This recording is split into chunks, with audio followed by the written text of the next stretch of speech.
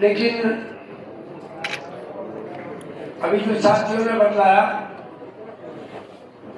बात वहीं से शुरू होती है जहां पर रोहित शिवाज का स्वर्गवास हुआ और तमाम लोग उनके घर उनको श्रद्धांजलि अर्पित करने के लिए आए। तत्कालीन कई नेता थे,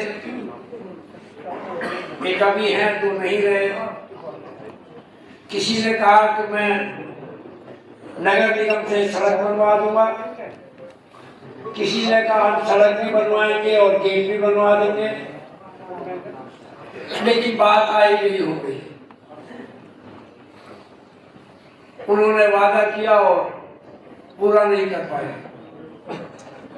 हमने तभी अपने साथियों से कहा, जो भी हमारे साथ में मौजूद थे, जुड़े थे, कि ऊपर वाले ने अगर मौका दिया तो कोशिश करेंगे कि इस काम को हम करें।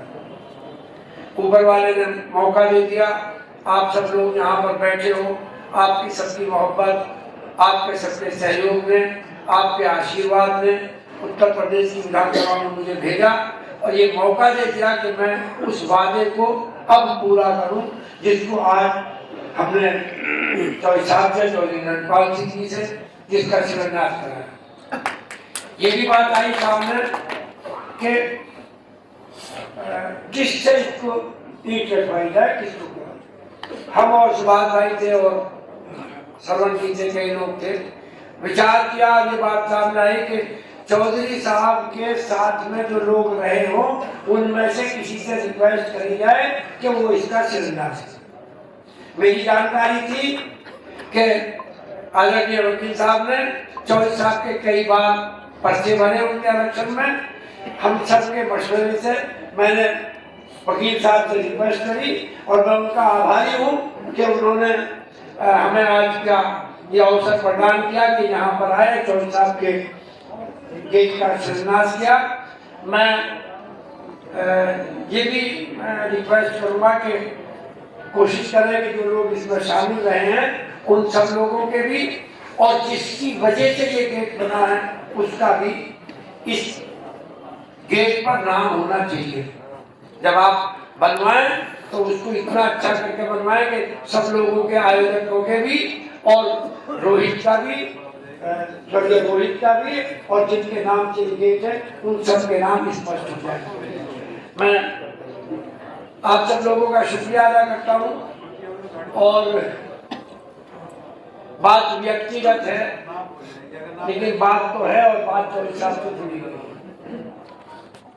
दलित मजदूर किसान पार्टी बनी, हमारे वालिद साहब का कांग्रेस से बात खराब हुई, चौधरी साहब के संरक्षण में गए। चौधरी साहब ने वादा किया कि मैं आपको पार्लियामेंट का चुनाव लड़ाऊंगा। बहुत बाधा आई और उन बाधाओं को पार करते हुए चौधरी साहब ने जो वादा किया था उसको पूरा किया। विरोध घर से भी हुआ, विरोध चौधरी ने भी किया, विरोध पार्टी के लोगों ने भी किया, लेकिन चौधरी साहब ने कहा कि मैं वचनबद्ध हूँ। ये उनके वर्ड थे। हम लोग साथ में थे, बार भाई मैं था, भाई शाहरुद्दीन थे, और हमारे पास एक चिट्ठी थी सज्जय डुबली जी की। चिट्ठी पढ़ी, हमें दिखाया और हमसे कहा कि मैं वचनबद्ध हूँ मंजूर को चुनाव लड़ाने के लिए, मैं मंजूर को चुनाव लड़ाऊंगा। उन्होंने चुनाव लड़ाया।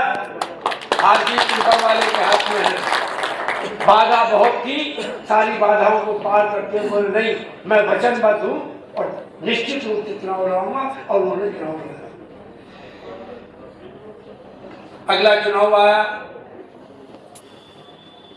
व्यवस्था यहाँ से लोकदल के, तत्कालीन लोकदल में, जो आज लोकदल में नहीं है, सबके सब लोकदल को चौधरी साहब को, चौधरी अजीत सिंह जी को छोड़ के चले गए। उन्होंने वो टिकट, अगले वाले पार्लियामेंट का टिकट जो है जनता दल के जमाने में जिनको दिया, ये कहते कि चौधरी अजीत सिंह जी का साथ आपको निभाना है, लेकिन जो पुराने लोग यहाँ पर बैठे हैं, जिन्होंने चक्कर में वोट देकर और यहाँ के तत्कालीन सांसद को जिताया था, वो सांसद जी छोड़ के अजीत सिंह जी को साथ चले गए, वीपी सिंह जी के साथ। और हमारा जिला जो चौधरी चरण सिंह का जिला था, चौधरी अजीत सिंह का जिला था, वो फिर हम लोगों की उनकी क़यादत से उन्होंने हमें महबूब कर दिया।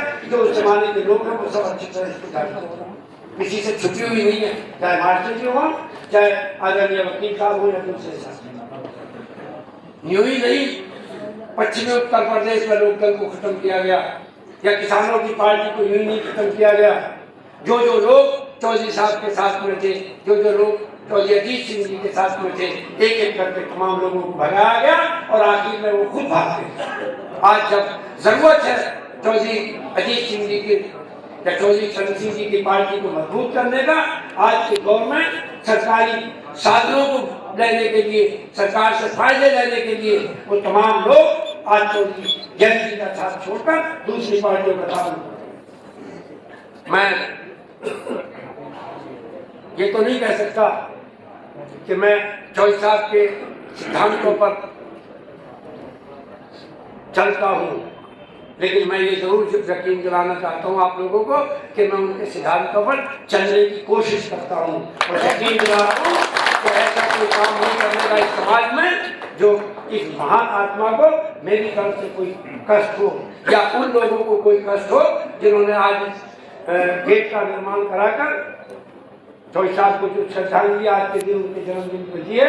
कोई ऐसा काम नहीं करूंगा जिससे आप लोगों को मेरी तरफ से कोई शर्मिंदगी हो। चाहे हार जीत तो ऊपर वाले के हाथ में है, इलेक्शन हारते हैं, इलेक्शन जीतते हैं, लेकिन हमें अपने उसूलों से, अपने सिद्धांतों से, ईमानदारी से डटे रहना चाहिए। और ईमानदारी हम लोग कहें, लाख कहें कि